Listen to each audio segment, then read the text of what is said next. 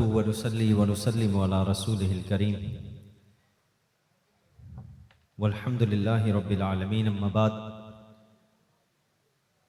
فاعوذ بالله من الشيطان الرجيم بسم الله الرحمن الرحيم وما ارسلناك الا رحمة للعالمين صدق الله العظيم ان الله وملائكته يصلون على النبي یا ایھا الذین آمنوا صلوا علیہ وسلموا تسلیما. بآواز بلند درود پاک پڑھیے الصلاۃ والسلام.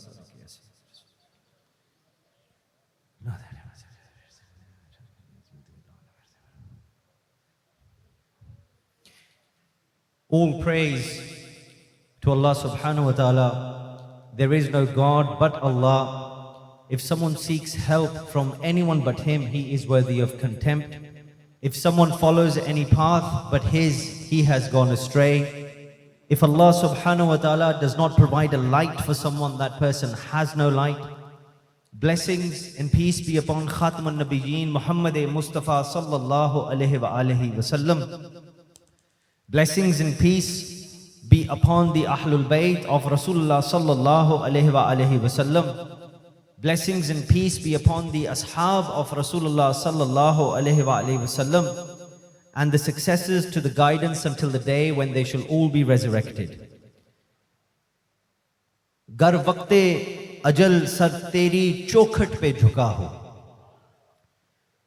Gar waqte ajal sar teri chokhat par jhuka ho.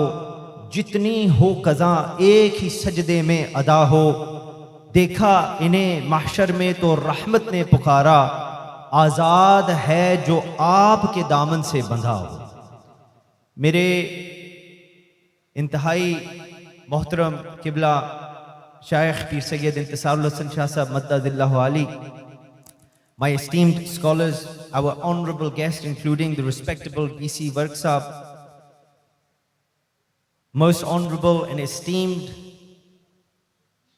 members belonging to the academia, in particular University of Gujarat, my highly capable and respectable members belonging to the Gujarat Chambers of Commerce, many respectable educational institutes and their members, I welcome you all. Assalamu alaikum ورحمۃ اللہ وبرکاتہ. حضرات محترم, آج 2 اکتوبر 2024 ہے اور آج سے 5 دنوں میں 7 اکتوبر 2023 جو حملہ غزہ پر ہوا اس کی اینیورسری ہے.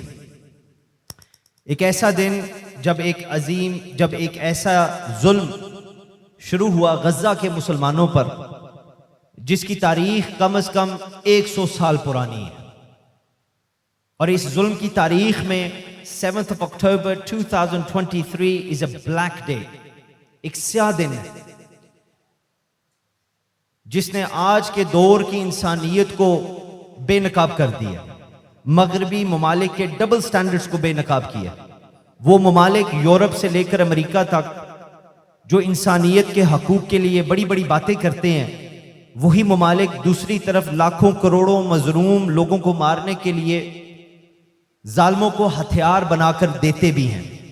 پچھلے صرف 1 سال میں کم و بیش 20 بلین یعنی 20 ارب ڈالرز کے ہتھیار بنا کے دیے گئے ہیں, جس سے لاکھوں لوگ مارے جا چکے ہیں صرف 1 سال میں. یہ وہ ممالک ہیں جن کی تاریخ ہیومن رائٹس کے تحفظ کے لیے بڑی بڑی قراردادیں پاس کرنے سے بھری ہوئی ہے, and all for the right reasons. یہ کوئی بری بات نہیں ہے. ہمارے اس آج کے ماڈرن دور کے اندر یہی ممالک ہیں جو ہیومن رائٹس کے ٹھیکیدار بھی سمجھے جاتے ہیں. انہوں نے انسانی حقوق کے لیے ڈاکیومنٹس تیار کیے جو دراصل مسلمانوں کے ہی ہاتھوں سے ہو کر انہیں ملے, مگر سارے کا سارا کریڈٹ ویسٹرن سویلائزیشن نے لیا ہوا ہے. ان مغربی ممالک کے وجود کی فلسفی, ان کا فلسفہ انسانی حقوق کے حوالے سے جن ڈاکیومنٹس پر بیسڈ ہے, the philosophy of existence of Western civilization is based on the documents that I would like to mention to you, جیسے کہ Magna Carta in 1215, Bill of Rights in 1689, the French Declaration on Rights of Man and Citizens in 1789, the US Constitution and Bill of Rights in 1791, اور پھر ان کے ساتھ ساتھ بہت بڑے بڑے فلاسفرز بھی شامل ہیں جنہوں نے بڑی بڑی کتابیں لکھی ہیں, بڑا بڑا کام کیا ہے ہیومن رائٹس کی یونیورسلٹی کے حوالے سے, جیسا کہ Thomas Paine, John Stuart Mill, Immanuel Kant, Descartes, David Humes, Hegel, William Lloyd Garrison, اور پھر ان کے ساتھ ساتھ ویسٹرن آرگنائزیشنز بھی ہیں جنہوں نے ہیومن رائٹس کے لیے بہت بڑی بڑی موومنٹس چلائیں, شروع کی, یعنی کہ labour union movement, women's suffrage movement, national liberation movement, اور پھر اسی صدی میں 19ویں صدی میں فاؤنڈیشنز بھی بنائی گئیں, international committee of red cross, 1864 Lieber code, Geneva convention, setting up international humanitarian law, اور پھر 20ویں صدی کے اندر لیگ آف نیشنز تیار کی گئی to allow for disarmament, preventing war through collective security, settling disputes between countries through negotiation. It was basically created to promote international cooperation and to achieve international peace and security so that the tragedy and the travesty of World War I will not be repeated. پھر اس کے بعد یہ جو league of nations تیار کی گئی تھی, اس کا مقصد یہ تھا کہ جنگ کو روکا جائے, انسانی زندگی کا تحفظ کیا جائے اور بات چیت سے لڑائی ختم کی جائے. مگر اس کے کچھ ہی عرصے کے بعد انفارچونیٹلی بد نصیبی سے دوسری عالمی جنگ چھڑ گئی, ورلڈ وار 2 ہو گئی. اس کے لیے لیگ آف نیشنز کو ریپلیس کر دیا گیا یونائٹڈ نیشنز کے ساتھ, UN کے ساتھ. UN was set up after World War II with the primary goal of bolstering international peace and preventing conflict. People wanted to ensure that never again would anyone be unjustly denied life, freedom, food, shelter and nationality. اور اس کے ساتھ ساتھ 1948 کے اندر Universal Declaration of Human Rights was passed, an international Magna Carta, ایک ایسی Magna Carta agreement جس کی international level کے اوپر رسائی ہے, جس میں 130 ممالک اس کے ممبران ہیں, جو آج تک انہی ڈاکیومنٹس کی بیسس کے اوپر, جن کا میں نے ذکر آپ کے سامنے کیا ہے, انہی آرگنائزیشنز کی مدد سے جن کا میں ذکر آپ کے سامنے کر چکا ہوں, ان ممبرز نے, ممالک نے پوری دنیا کے اندر ہیومن رائٹس کے تحفظ کی بات ہر پلیٹ فارم کے اوپر جا کے کی. مگر آج ان سب کو میں مخاطب کر کے ایک سوال پوچھنا چاہتا ہوں, جن کا میں نام نے لیا ہے اور جن کا نام لینے کا وقت نہیں ہے, سب ہیومن رائٹس کے ٹھیکیدار, ہیومن رائٹس کی آرگنائزیشن, فاؤنڈیشنز, انڈیویجولز, سب کا نام, سب کو مخاطب لے کر میں یہ کہنا چاہتا ہوں کہ 7 اکتوبر 2023 کو آپ کہاں تھے؟ Where were you on the 7th of October 2023? آپ کو کیا ہو گیا تھا؟ میں آپ کو بتاتا ہوں. 7 اکتوبر 2023 کو ہم سب بے نقاب ہو گئے, جس میں سب سے پہلے مغربی ممالک, ان کا فلسفہ, ان کی سوچ بے نقاب ہوئی. انہوں نے اپنے ہی انسانی تحفظ کے اصولوں کو بری طرح پامال کیا. معتبر سرویز کے مطابق چند چیزیں آپ کے سامنے رکھنا چاہوں گا تاکہ بات سمجھ میں آ جائے.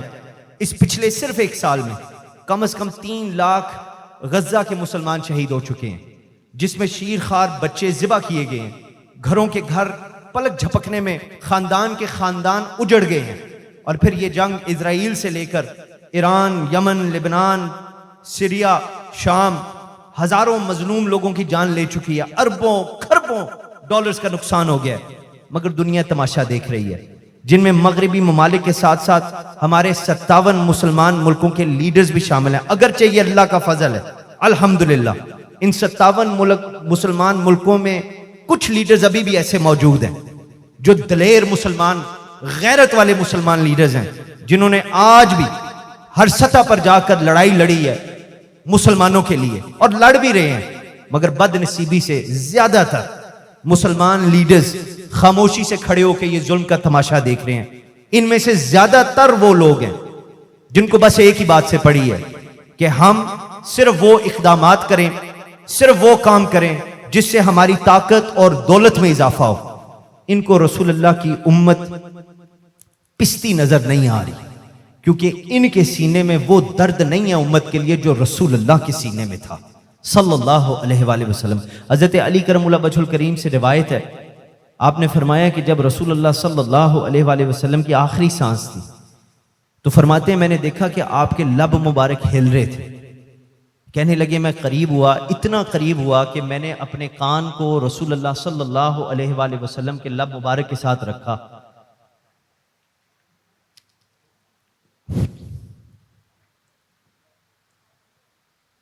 حضرت علی فرماتے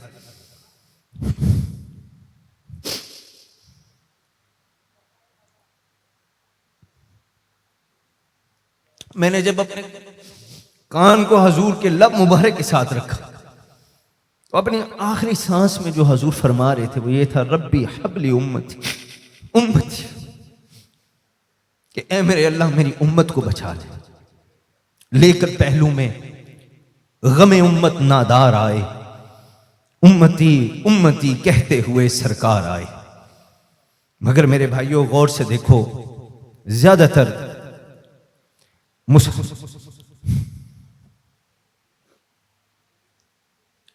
مسلمان حکمرانوں کو کوئی پرواہ نہیں ہے کہ امت کس حال میں۔ مگر یہاں میں ایک سوال رکھنا چاہتا ہوں کہ ان سب حکمرانوں کو چھوڑ دیجئے، اس دنیا میں اس وقت مسلمان کی تعداد 2 ارب ہے، 2 بلین ہے۔ میں پوچھتا ہوں کہ یہ 2 بلین بندہ کدھر ہے؟ یہ 2 ارب مسلمان کہاں ہے؟ یہ حضور کی امت کہاں ہے؟ شیرازہ ہوا ملت مرحوم کا ابتر، اب تو ہی بتا تیرا مسلمان کدھر جائے؟ اس راز کو اب فاش کر اے روح محمد، آیات الہی کا نگہباں کدھر جائے؟ یہ تو عظیم امت ہے. This is a great ummah of رسول اللہ صلی اللہ علیہ وآلہ وسلم. Where is it? اس کو تو رب نے وہ مقام دیا ہے جس کو دیکھ کے دوسرے نبی کی امتیں رش کرتی ہیں. یہ وہ امت ہے جس کی شان آپ کے سامنے رکھنے کے لیے حضرت ابو ہریرہ رضی اللہ تعالیٰ عنہ کی ان سے یہ حدیث پاک روایت ہے. آپ نے فرمایا کہ رسول اللہ صلی اللہ علیہ وآلہ وسلم نے فرمایا ان موسیٰ علیہ السلام لما نزلت التوراۃ وقرأها وجد فیہا ذکر هذه الامہ. حضور پاک صلی اللہ علیہ وآلہ وسلم فرماتے ہیں کہ جب موسیٰ علیہ السلام پر تورات نازل ہوئی تو موسیٰ علیہ السلام نے اسے پڑھا اور اس میں امت محمدیہ کا ذکر پایا.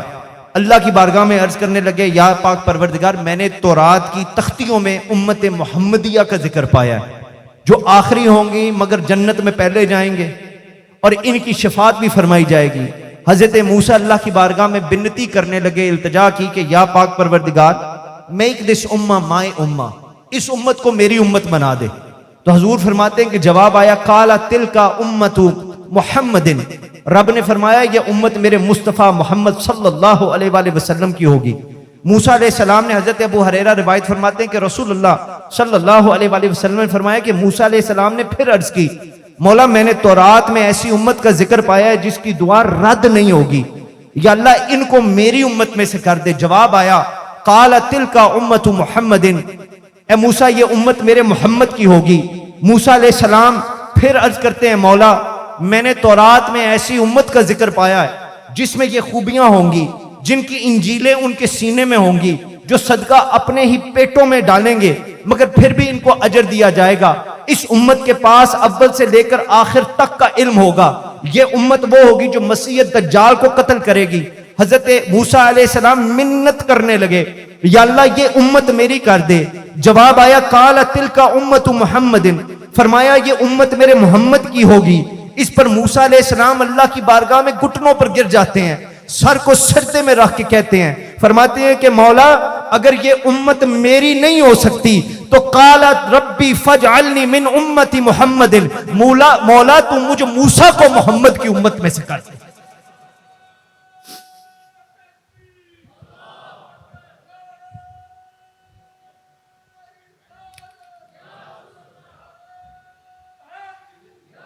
یوں تو سارے نبی محترم ہے مگر سرور انبیاء تیری کیا بات ہے.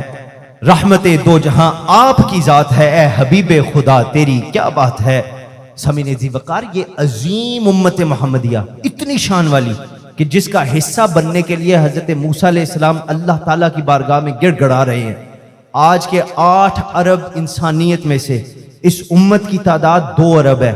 یہ کدھر ہے؟ Why has the ummah become ineffective and meaningless? اس کا وجود آج کے دور میں اتنا بے معنی کیوں ہو گیا؟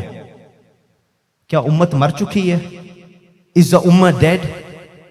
کیا امت محمدیہ اب دنیا میں نہیں رہی؟ Has it left this world, this temporal abode of existence? کیا یہ امت مر چکی ہے؟ نہیں، یہ امت مری نہیں ہے. ڈاکٹر طاہر سویدان جو ایک جید اسلامک اسکالر بھی ہیں, he is an Islamic author, a prolific speaker, a businessman, research analyst, a visionary and a political strategist. ان کے مطابق امت محمدیہ مری نہیں ہے. کہتے ہیں یہ سخت بیمار ہے. The ummah of رسول اللہ صلی اللہ علیہ وآلہ وسلم is terribly sick, اور بہت عرصے سے بیمار ہے.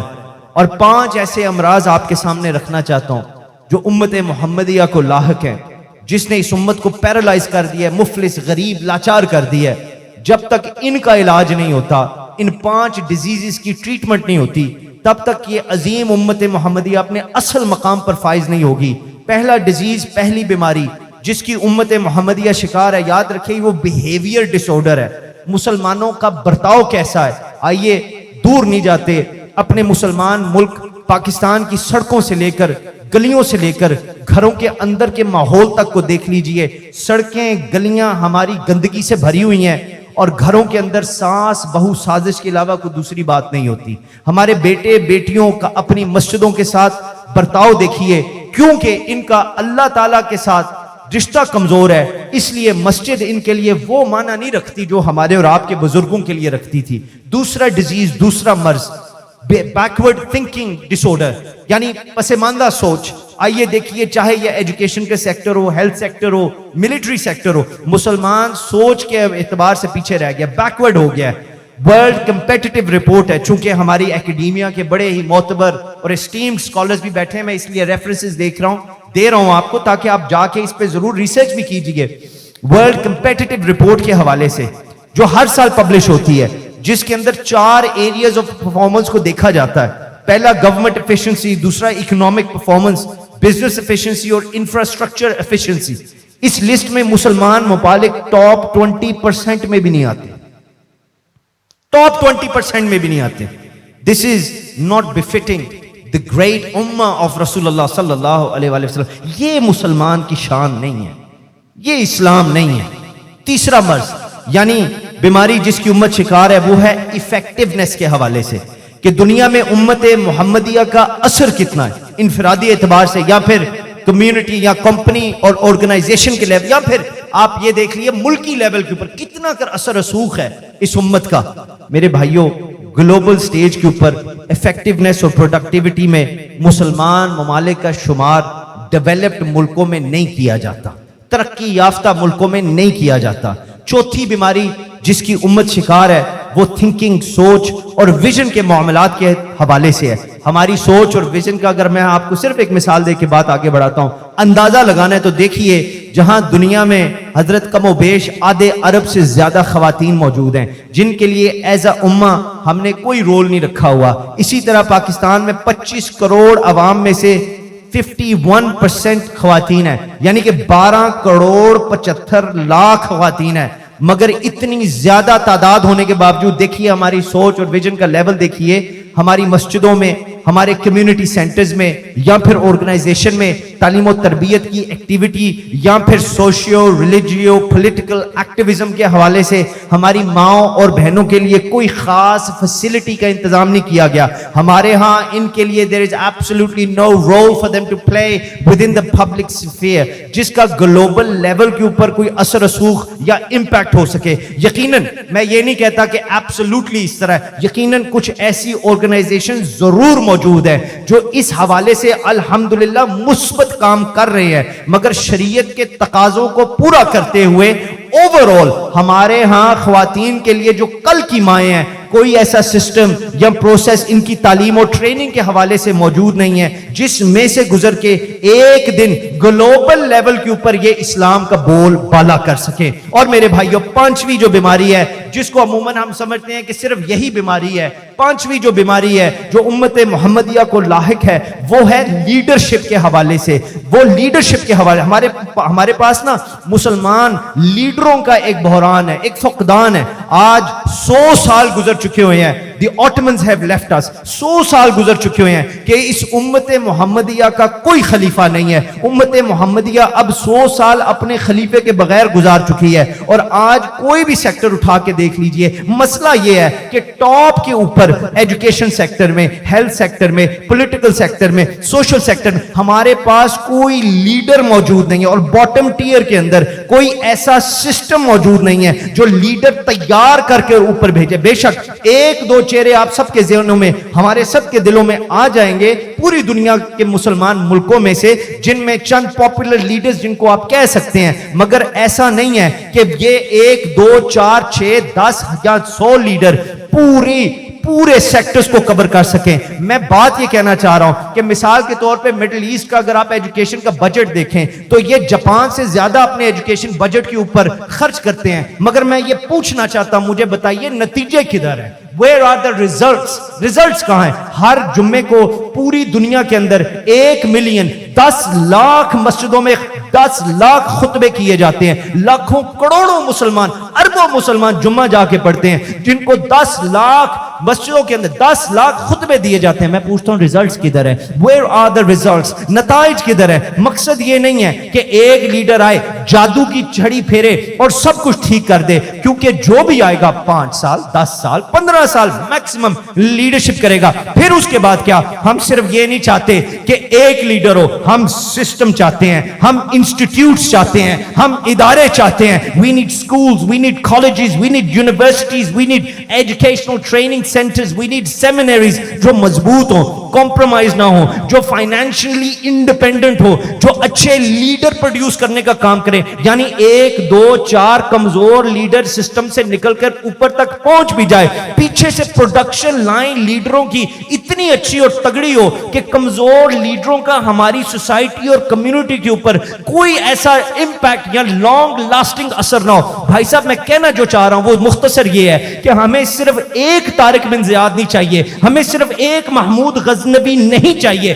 ہمیں صرف ایک صلاح الدین ایوبی نہیں چاہیے، ہمیں صرف ایک ٹیپو سلطان نہیں چاہیے، ہمیں صرف ایک محمد بن قاسم نہیں چاہیے، ہمیں صرف ایک نادر شاہ نہیں چاہیے، ہمیں صرف ایک محمد علی جناح قائد اعظم نہیں چاہیے، ہمیں صرف ایک محمد اقبال نہیں چاہیے. ارے ہمیں تو ہزاروں ایسے چاہیے جن میں صداقت صدیق اکبر کی طرح ہو، انصاف پسندی فاروق اعظم کی طرح ہو، سخاوت عثمان غنی کی طرح ہو، شجاعت دلیری ہمت حوصلہ حلم علم عمل حکمت مولا علی کی طرح ہو. یعنی گفتار میں، رفتار میں، کردار میں، اخلاق میں، پوری کی پوری سیرت میں محمد عربی حبیب خدا آقا دو جہاں نور مجسم امام الانبیاء کی طرح ہو. کیونکہ یا رسول اللہ حسن یوسف کی قسم، عشق بلالی کی قسم، ہیں حسین لاکھوں مگر تم سا حسی کوئی نہیں. کھائی قرآن نے ہمارے روح انور کی قسم، ایسے گیسو ایسا رخ ایسی جبیں کوئی نہیں. آپ نبیوں کے نبی ہیں، آپ کے بن یا نبی یہ بھی ہے بہتر بھی ہے پر بہترین کوئی نہیں.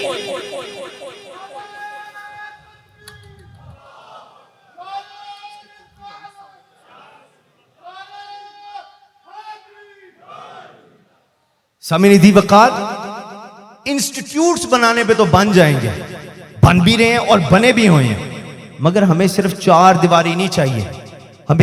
ہمارے پاس ایسی ماشاءاللہ بڑی بلڈنگز ہیں، ہمیں ایسا انسٹیٹیوٹ چاہیے جو ہمارے بچوں کو رسول اللہ صلی اللہ علیہ وآلہ وسلم کے ماڈل کے مطابق بنا سکے، اخلاق کے اعتبار سے، کردار کے اعتبار سے، ویژن کے اعتبار سے.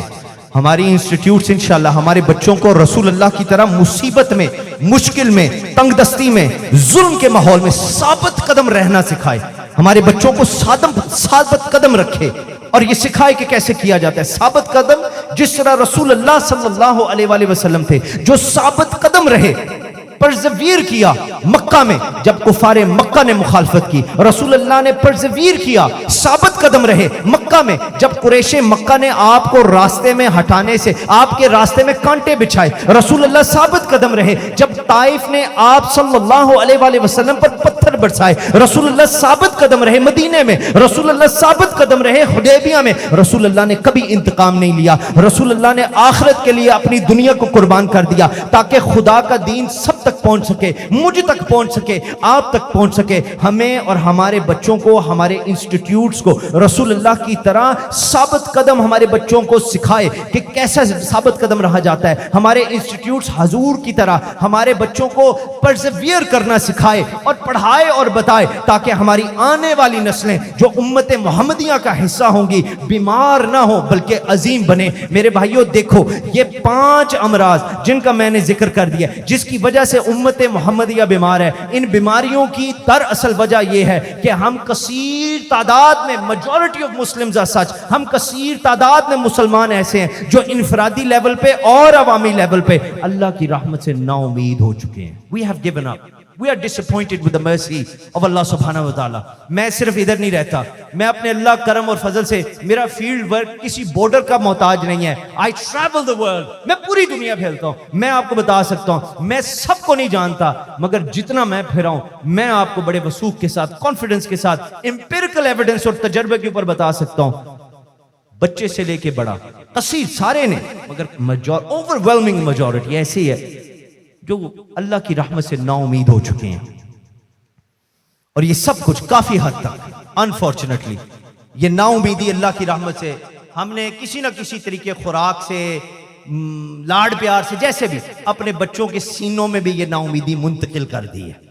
اسی لیے ہمیں سب سے پہلے یہ جتنے میں نے 5 بیماریوں کا ذکر کیا، بیہیویئر کے حوالے سے، ایفیکٹونیس کے حوالے سے، پروڈکٹیوٹی کے حوالے سے، لیڈرشپ کے حوالے، یہ جتنی میں نے آپ کے سامنے رکھی ہیں، ان کے روٹ کاز کو ٹریٹ کرنا پڑے گا۔ جس وجہ سے یہ بیماریاں اور یہ ڈیزیزز ہماری امت کو، رسول اللہ کی امت کو لگی ہیں، ہمارے بچوں میں آ رہی، ہمارے میں ہیں، اس کے روٹ کاز کو ایڈریس کرنا پڑے گا۔ ہمیں اپنے انسٹیٹیوٹس کے تھرو اپنی نسلوں کو تیار کرنا پڑے گا جو ایک دن رسول اللہ کی تعلیمات کے مطابق عظیم بنے۔ مگر اس سے پہلے اسلامک ویلیو سسٹم کے اندر رہتے ہوئے اپنے انسٹیٹیوٹس میں ہمیں اپنے بچوں کا، آنے والی نسلوں کے لیے خدا کی رحمت سے ان کا اپنا سب کا رشتہ بحال کرنا پڑے گا۔ There has to be a reconnection with the mercy of Allah subhanahu wa ta'ala، چونکہ ہم اوورآل اللہ تعالیٰ کی رحمت سے نا امید ہو چکے ہیں اور اسی لیے ہم کسی کام میں بھی ثابت قدم نہیں رہتے، جس کی وجہ سے ان تمام بیماریوں نے جنم لیا ہے۔ اور یہ شیطان کا، یاد رکھیے، ابلیس کا پسندیدہ طریقے واردات ہے جی،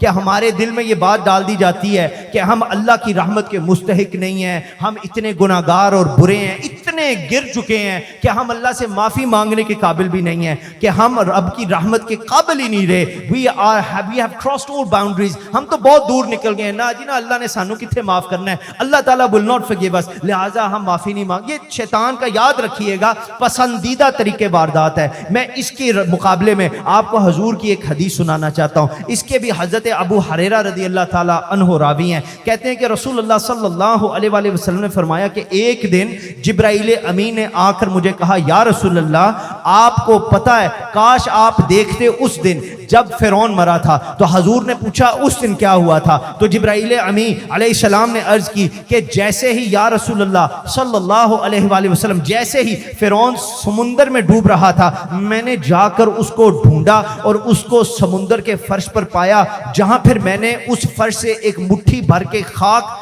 جو مٹی تھی وہ اٹھائی اور فرعون کے منہ میں ڈالنا شروع کر دی۔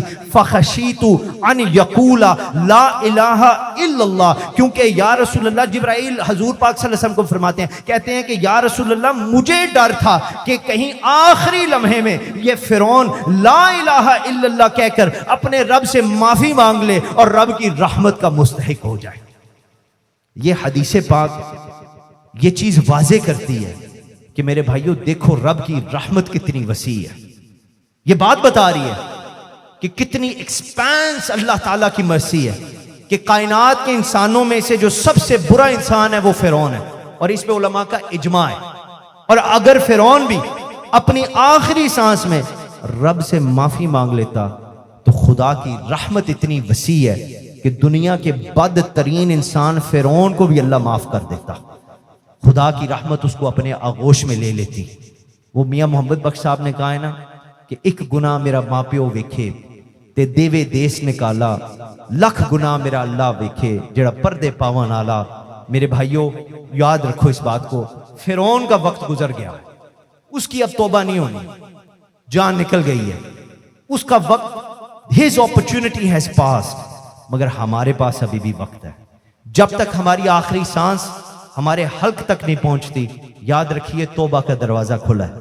میں مولانا رومی رحمت اللہ تعالی علیہ کے دربار پر گیا قونیہ کے اندر, تو ادھر فارسی میں لکھا, میں وقت کم ہے اور میں اپنے اختتام کی طرف بڑھنا چاہ رہا ہوں, تو میں آپ کو اس کا جو مفہوم ہے بتا دیتا ہوں. انہوں نے لکھا کہ تم نے 1,00,000 مرتبہ قسم کھا کے توڑ دی, تم نے 1,00,000 مرتبہ توبہ کر کے پھر وہی گناہ کیا, تم نے 1,00,000 مرتبہ معافی مانگ کے اپنی بات سے پھر گئے, کوئی بات نہیں, واپس لوٹا, تیرے رب کے رحمت کا دروازہ کھلا ہوا ہے.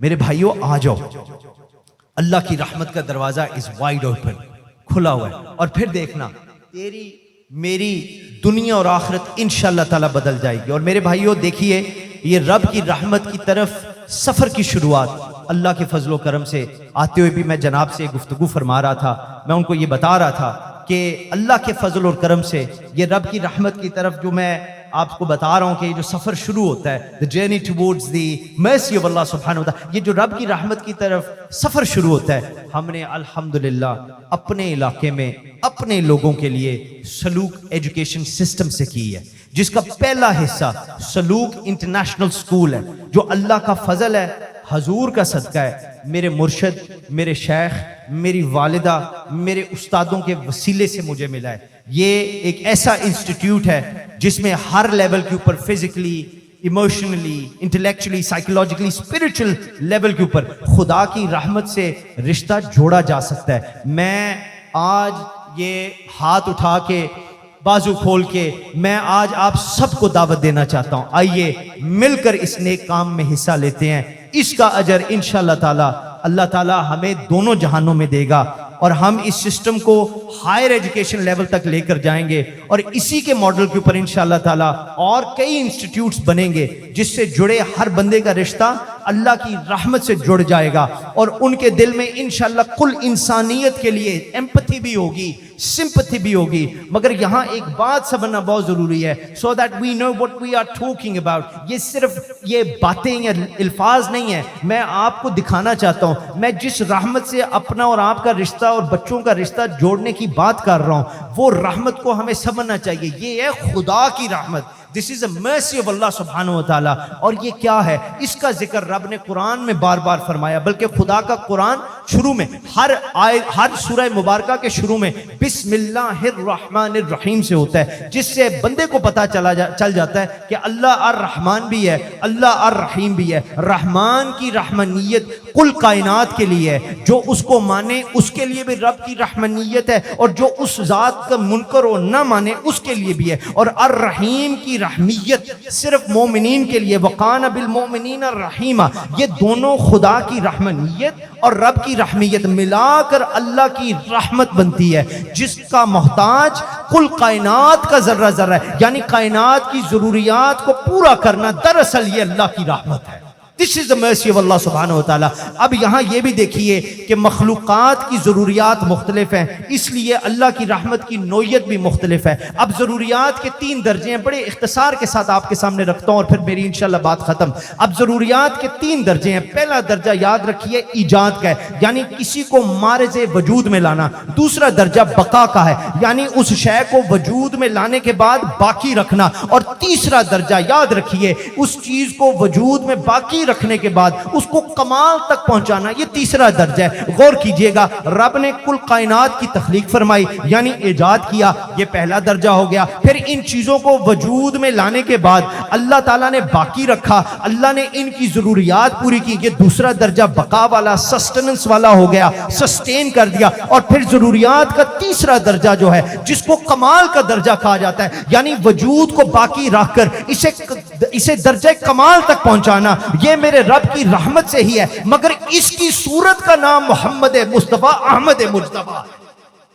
اس کو رسول اللہ صلی اللہ علیہ وآلہ وسلم کی صورت میں بھیجا گیا ہے کہ اور رب نے پھر اس کا ظہور قرآن میں اس طرح اعلان فرمایا وما ارسلناک الا رحمتا للعالمین، اور اقبال کا قلم حرکت میں آ گیا، کہنے لگا ہو نہ یہ پھول تو بلبل کا ترنم بھی نہ ہو، چمنے دہر میں کلیوں کا تبسم بھی نہ ہو، یہ نہ ساقی ہو تو پھر میں بھی نہ ہو، خم بھی نہ ہو، بزم توحید بھی دنیا میں نہ ہو، تم بھی نہ ہو۔ سمین دی وقار یہاں رحمت رحمت تو سمجھ آ گئی، رحمت للعالمین کا سرکار کی شان بیان کرنا چاہتا ہوں۔ رحمت للعالمین کا اگر آپ اندازہ لگانا چاہتے ہیں، اندازہ تو لگایا نہیں جا سکتا، جسٹ ان انڈیکیشن، اشارہ کیا جا سکتا ہے، تو حضرت ابن عباس کی اس روایت کے اس قول کے اوپر غور کیجئے گا۔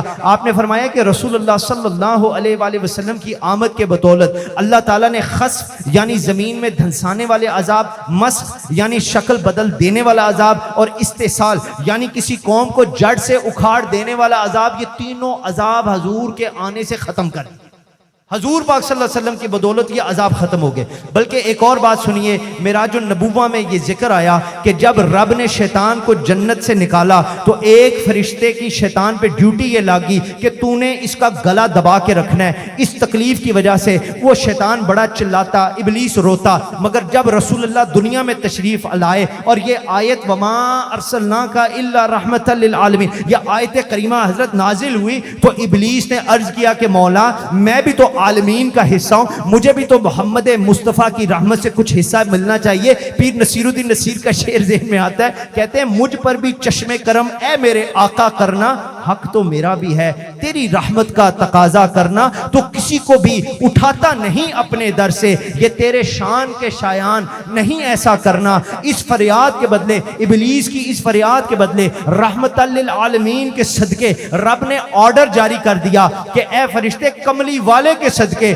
اس ابلیس کو چھوڑ دے، کیونکہ یہ وہ میرا نبی ہے جس کو میں نے کل کائنات کی 18,000 عالمین کے لیے رحمت بنا کر بھیجا ہے۔ اب حضور کی شان یہاں بیان کرنا واجب ہے کہ رب فرما کیا رہا ہے۔ رب کہتے ہیں لوگوں سنو میں رب العالمین ہوں، رسول اللہ رحمت للعالمین ہے۔ اب دیکھنا یہ ہے کہ عالمین کیا ہے، عالمین جمع ہے عالم کی۔ اب عالمین میں کیا کیا آتا ہے بھائی صاحب؟ عالمین میں عالم مجردات آتے ہیں، عالم میں عالم علویات آتے ہیں، عالم میں عالم سفلیات آتے ہیں، عالم میں عالم لطیفات آتے ہیں، عالم میں عالم کشیفات آتے ہیں، عالم میں عالم مفردات آتے ہیں، عالم میں عالم مرکبات آتے ہیں، عالم میں عالم کائنات آتے ہیں، عالم جمادات آتے ہیں، عالم نباتات آتے ہیں، عالم حیوانات آتے ہیں، عالم حیوانات میں پھر چرند پرند اور اشرف مخلوقات انسان آتے ہیں۔ بھائی صاحب یہ سب عالم ہیں جن کی جگہ عالمین ہے۔ ان تمام عالمین کو بنانے والا، ان تمام عالمین کو پالنے والا